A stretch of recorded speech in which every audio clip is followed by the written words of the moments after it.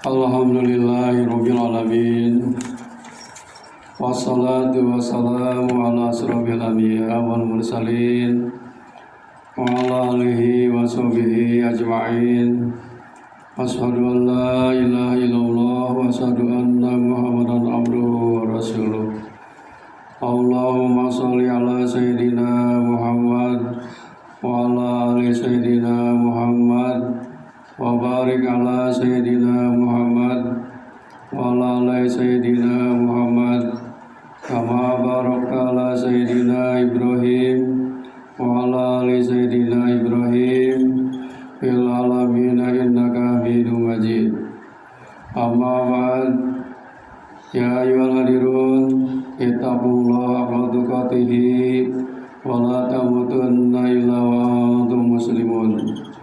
Faqala Allah Ta'ala fil Qur'anil Karim, a'udzu billahi minasy syaithanir rajim. Bismillahirrahmanirrahim. Ya ayyuhalladzina amanu hal adullukum ala tijaratin tunjikum min adzabin alim. Tu'minuna billahi wa rasulihi wa tujahiduna fi sabilillahi bi amwalikum wa anfusikum.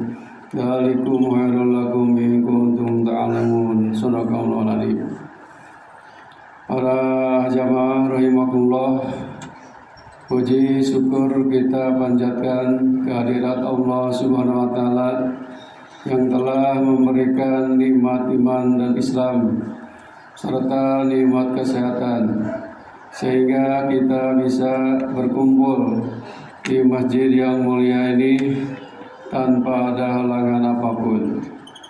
Salawat serta salam kita haturkan kepada Junjungan Alam Habibana Nabiyina Muhammad sallallahu alaihi wasallam yang telah menuntun umatnya dari zaman jahiliyah menuju zaman ilmiah seperti saat ini.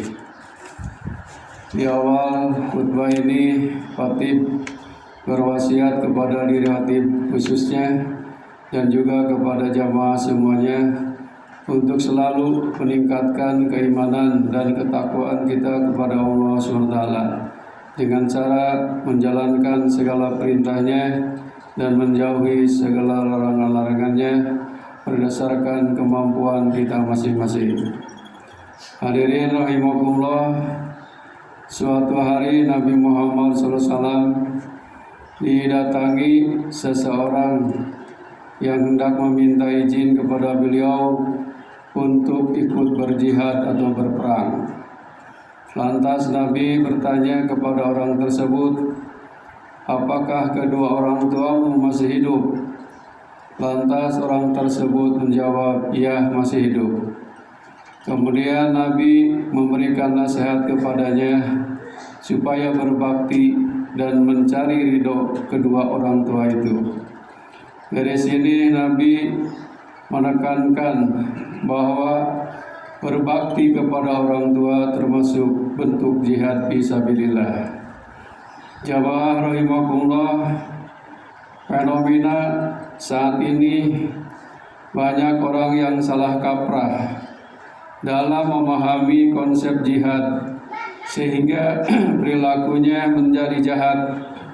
Niat hati hendak melakukan kebaikan, namun karena kurangnya pengetahuan menjadikan dirinya berbuat kejahatan.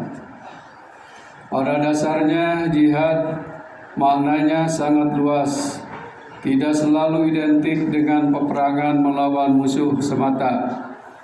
Namun penggunaan jihad meliputi berbagai dimensi kehidupan. Seperti kisah tadi, yaitu berbakti kepada orang tua termasuk jihad. Ma'asyiral muslimin rahimakumullah, ada banyak amal kebaikan yang seringkali tak disadari bahwa perbuatan tersebut termasuk kategori jihad diantaranya. Yang pertama, mendalami ilmu-ilmu agama dikategorikan termasuk jihad. sebagaimana firman Allah di dalam Al-Quran surah At-Taubah ayat 122 yang artinya tidak sepatutnya bagi mukmin pergi semuanya ke medan perang. Mengapa tidak pergi dari tiap-tiap golongan di antara mereka beberapa orang untuk memperdalam pengetahuan mereka tentang agama dan untuk memberi peringatan kepada kaumnya apabila mereka telah kembali kepadanya, supaya mereka itu dapat menjaga dirinya. Yang kedua yang termasuk jihad adalah haji dan umroh. Haji dan umroh termasuk kategori jihad. Kenapa demikian?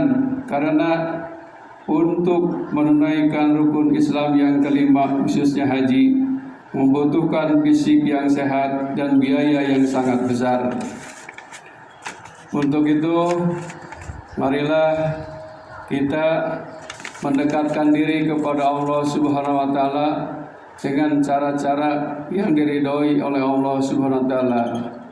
Yang ketiganya yang termasuk kategori jihad adalah memberi nasihat atau petuah kebaikan kepada penguasa yang kejam dan zalim.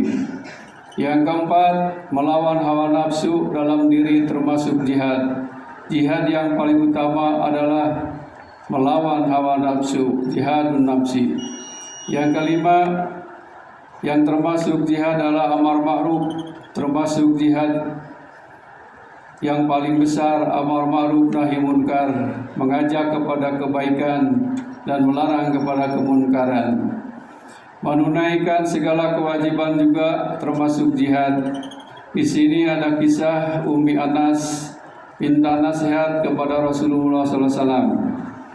Rasulullah kemudian menjawab, jauhilah maksiat, jagalah segala kewajibanmu, perbanyaklah berzikir kepada Allah, semuanya adalah termasuk jihad. Yang ketujuh, termasuk jihad adalah membangun masjid, tempat yang dijadikan sarana untuk beribadah atau untuk kepentingan umum juga termasuk jihad. Masyarul muslimin rahimakumullah, jika umat Islam diganggu apabila diserang oleh kaum kafir, tidak boleh mundur setapak pun, tetapi kita harus melawan, harus berperang, jihad, membela agama Allah Subhanahu wa taala, melestarikan kesuciannya, khususnya tempat-tempat ibadah syiar agama seperti sekarang terjadi antara kaum Zionis Israel dan kaum muslimin Palestina di Gaza yang diserang melawan dengan tentara Hamas. Marilah kita doakan agar umat Islam yang ada di Palestina dan Gaza